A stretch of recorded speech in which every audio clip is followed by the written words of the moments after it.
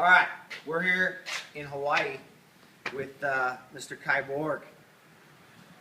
And we got a lot of lessons are being learned. So we're out here, and I've been working with Aaron. And one of the issues that we see with a lot of runners, and including Aaron's been dealing with, is where we see a lot of the collapsed arches.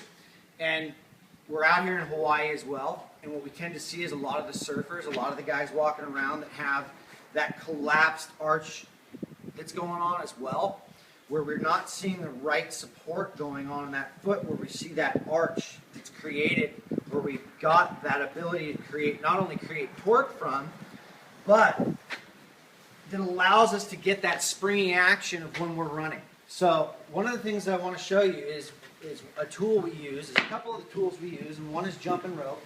So we're going to have Erin jump rope over here, and she'll show us really quickly what she's done before, like where she started, where the knees are starting to come in, where we see that valgus knee start to happen. When we have that valgus knee, what happens is that arch has no support at that point. So we'll just have her do it really quick because we're really working on getting rid of that, and this is what we've been doing.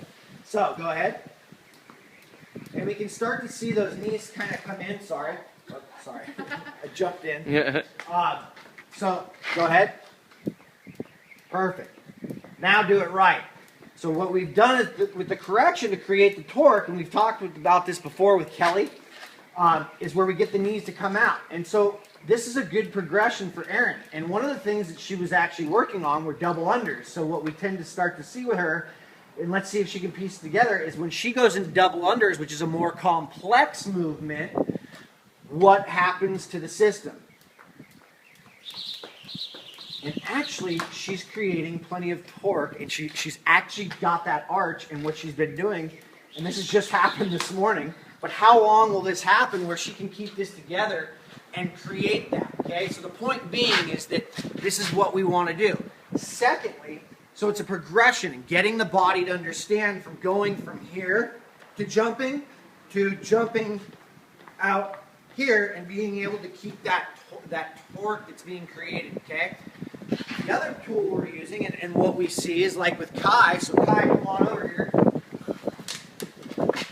Here's the other tool we use,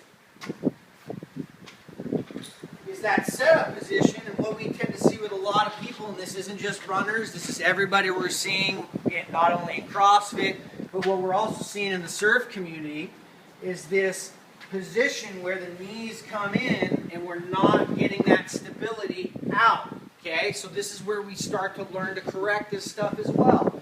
So Kai's setup, when he comes down, and we get him into position, let's just say for a clean, as he sets up his position, and we've got him really getting those knees out versus those knees being in, and where he thinks he's much more comfortable, and we tend to see that arch, and you can see it, as he comes in, that arch collapses, versus when we get it out, and that arch comes out.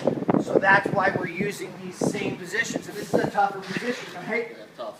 Right? Very tough. It's not that easy to get into because it's not what we're used to in our systems, and we're just collapsing in with those feet and not getting that proper support.